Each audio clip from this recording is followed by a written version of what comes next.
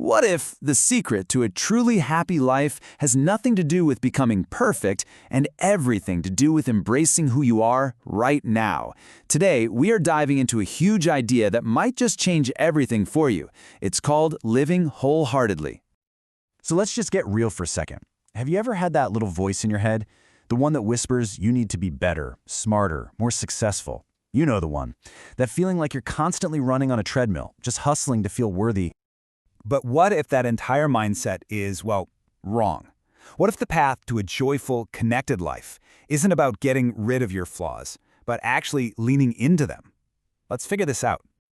Now, this isn't just some feel-good theory. This all comes from the incredible work of researcher Dr. Brené Brown.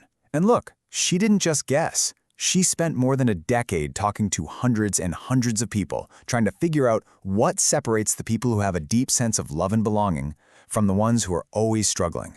And you know what? She found the secret. Okay, first things first, we have to talk about the biggest thing standing in our way. And she calls it the perfectionism trap. So let's get one thing crystal clear. Perfectionism is not about being your best. It's not about healthy achievement. It's like a 20-ton shield that we lug around everywhere, thinking it's going to protect us from being judged or criticized. It's really just that fear voice inside, you know? The one that says, hey, if I can just look perfect and do everything perfectly, then maybe, just maybe, I can avoid feeling shame or blame. But it's a total lie. That shield is the very thing that stops us from truly connecting with people. So yeah, trying to be perfect is actually holding us back. It's exhausting. So what's the alternative? What do the people who live these amazing, wholehearted lives do instead? Well, it all comes down to a toolkit. 3 simple, but not easy, tools that every single one of us has access to. And they are courage, compassion, and connection. And these are not just nice ideas, okay? They're actual practices. They're the things we need to do to tear down that wall of perfectionism and start building a life that's real. So let's break them down, one by one. First up, courage. And we have to completely rethink this word. The original definition actually comes from the Latin word cor, which means heart. So real courage, it's simply to tell the story of who you are with your whole heart. That means being honest about your strengths and your struggles. Second is compassion. Oh man, this one is huge. Compassion is not about feeling sorry for someone. It's the exact opposite. It's about recognizing that we are all connected in our imperfections. It's that feeling of, hey, we're all in this messy thing called life together. And it has to start with being compassionate with ourselves first. And all of that leads us right to the third tool, connection. According to Dr. Brown's research, this is literally why we are here. Connection is that energy, that spark that happens between people when they feel seen, heard, and valued for who they are, flaws and all. Our brains are hardwired for it. Okay, quick pause. Courage, compassion, connection.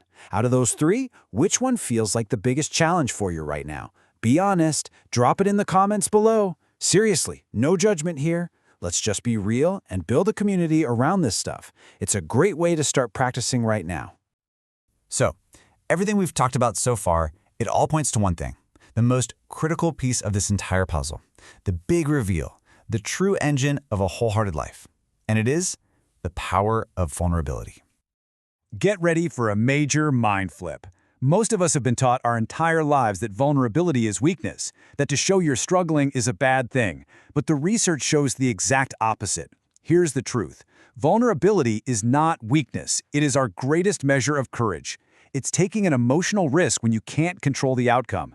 And it's where all the good stuff in life comes from. Just think about it for a second. You can't feel real joy, or create something new, or feel like you truly belong with people, or fall in love, without being vulnerable.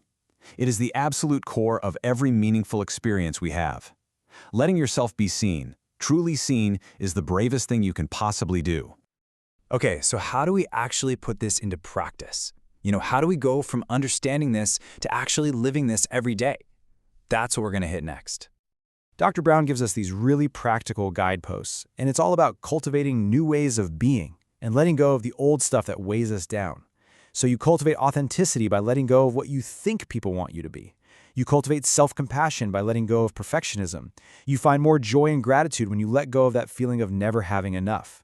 And you learn to trust your gut when you let go of needing to be 100% certain all the time. It's a daily choice. So I want to leave you with this question. Not some huge, terrifying change. Just one small, messy, imperfect step you can take today to let go of who you think you're supposed to be and just embrace who you actually are. What's that one little thing? Because really, in the end, that's the whole secret, isn't it? The journey was never about being perfect. It was always, always about believing you are worthy of love and belonging right now, just as you are. The journey starts today, so go for it. Live wholeheartedly.